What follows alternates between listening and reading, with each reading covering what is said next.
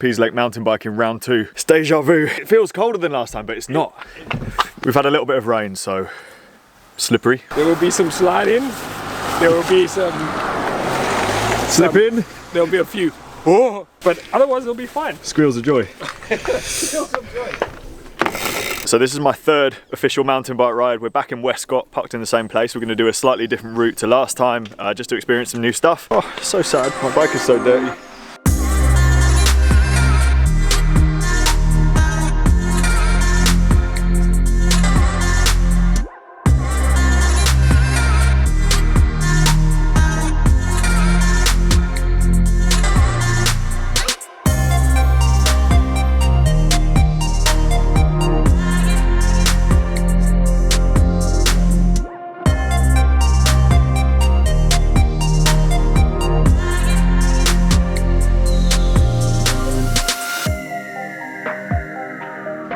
The other day, and then we do about it's another like 35-40 minute loop out that way.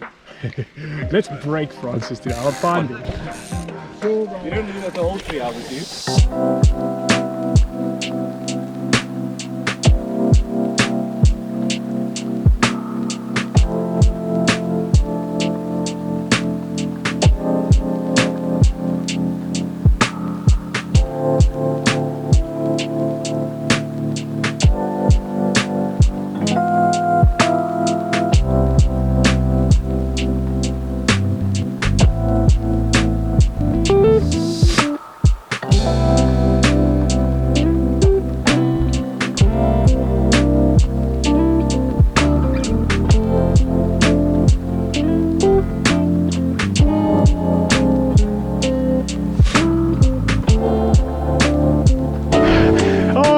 Come back for that. Gotta go up that. From now. Oh, handlebars.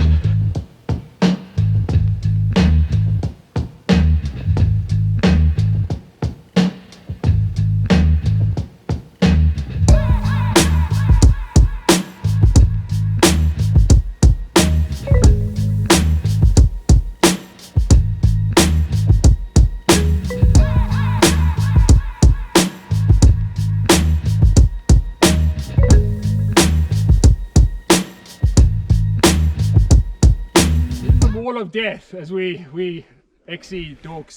Look, I haven't been mountain biking very long, but every time I've been out, I've done drop of death, puddle of doom, wall of. Why is everything so? Maybe it's what goes on in my head more than anything. But this is horrific. And should you encounter anything like this, turn back immediately. Do not attempt, because you're going to have like a heart explosion at some point. So we're going to try, obviously. Which way? So, up.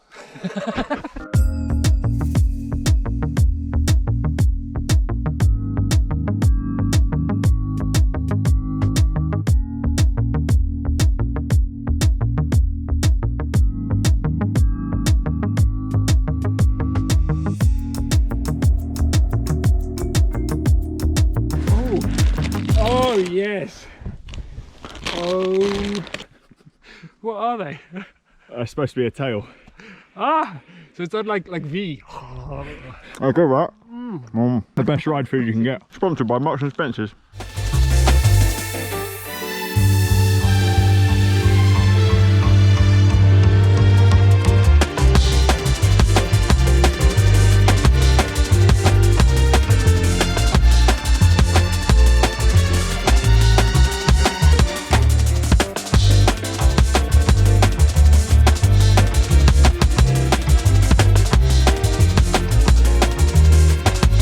Stu, I've chosen the wrong type of mountain biking, because all the baggy shorts guys, they drive out and they ride like 1.5 hours or 2 hours maximum of downhill. They just chill. Riding e-bikes. Riding e-bikes. They don't have to ride uphill. None of this. They don't even need a they don't need to stop for food or anything. No. So what are we doing? You could have a beer halfway. You can have a beer. Oh, you have to wear. You have to wear baggies to have a beer. You got to have baggies for a beer. Okay. Anytime you're in full cat suit, it means you're taking shit too seriously. Right. Which is what we do. Idiots. And we're morons. But we're way fast. Aero gains all the way. Yeah. Like the aero, you can feel that we. Well, you are.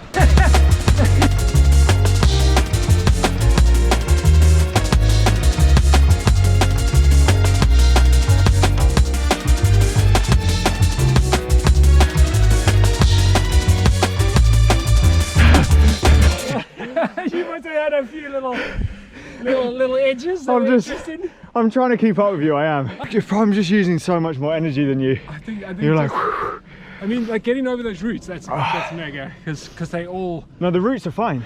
Were you okay on those? Because my head doesn't go, oh, you're gonna die on those. Whereas when there's a big drop or something like that and your bike's gonna be in midair for a minute, that's what I'm not used to. I've been trying to pump.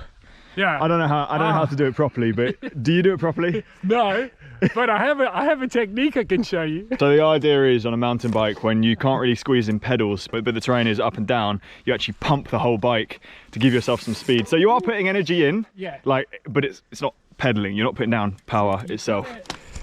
You're trying to preload the bike. So so you're in the attack position, which isn't working so well now. But you're bringing your body down, your torso towards the bike, and you're lifting up before or into the transition. So that's a little pump. You're using the transition to actually build speed, and you kind of, by preloading that fork, you can actually use the energy of the bike as well to help you get over things and pop things a little bit easier. So it's that was your masterclass in pumping. I'm now an expert as well. Done. You're an expert.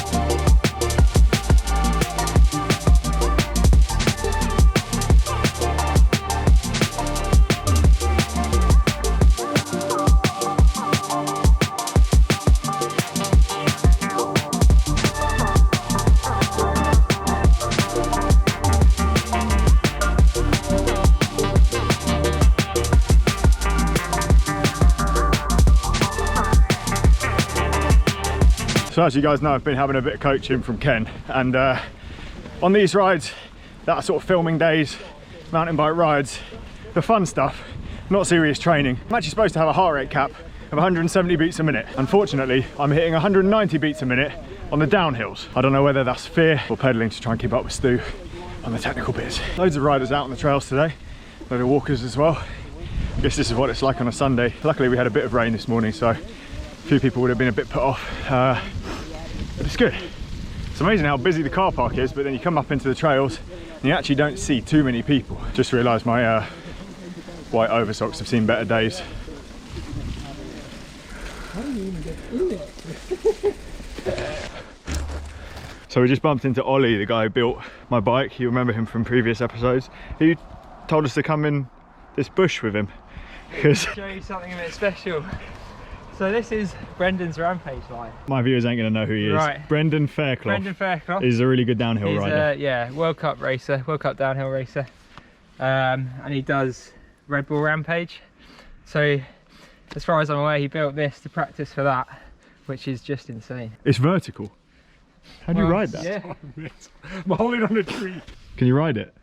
I'm not riding that. Fuck right off.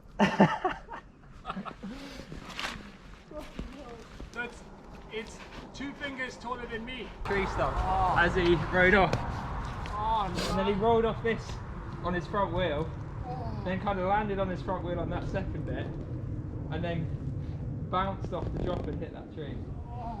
Like the worst half pipe in the world. Yeah. So you yeah, just a few roots. So steep, but you need to get your weight back over your wheel so you don't drop the front over here. Yeah. And then it's just like the abyss of nothingness. Like And you can't brake on any of that because it's all roots. we're literally like we're at the same height as the trees. Like that'll be lesson 3. We'll be taking on the Brendan line. What was lesson 1 and 2? Rail the puppy through. Oh, rail the puppy through, yeah.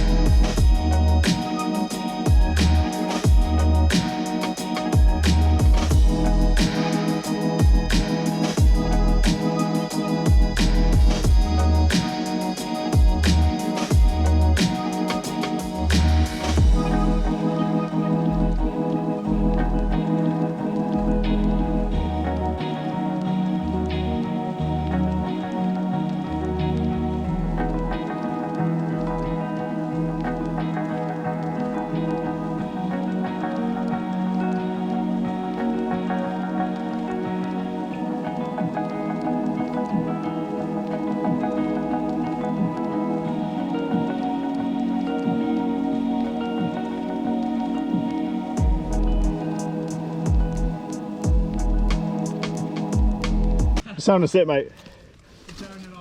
This doesn't look like an official trail, Stu. 100% official. This is... So I think, Stu, I've got a little bit better at mountain biking than last time, but I did have a crash into a bush. It was a lie down. You had a lie down. You had a little cheeky rest, which was, we didn't say you could rest on this ride, but I figured okay. Yeah. But in terms of just getting over the tech stuff, honestly, mate, that's been exponentially better than last time, and you weren't shit the last time. So it's definitely like you're getting used to the bike and getting used to the terrain. So it's really cool to see. Glad Ollie had to go quickly. Yeah. I mean, like Ollie's great, but he makes us look like shit. Yeah, basically. Yeah. That is a joke. We'd love to ride with you again when lockdown is over, Ollie.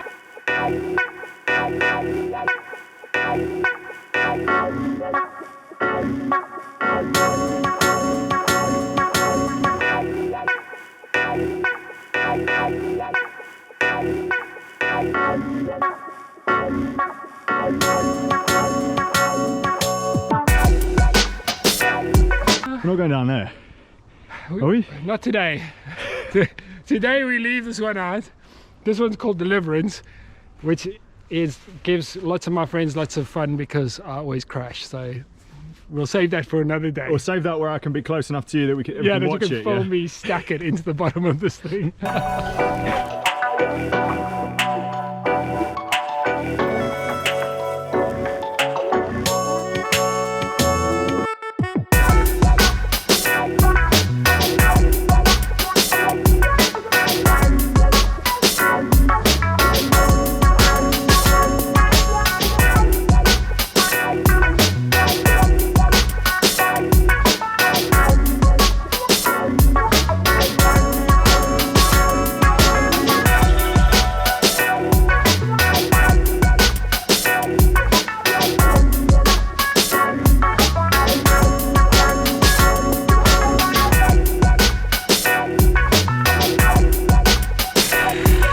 I'll give the holy water a jiggle. There we go. Yeah, it's because of my jiggle. Yeah, the jiggle.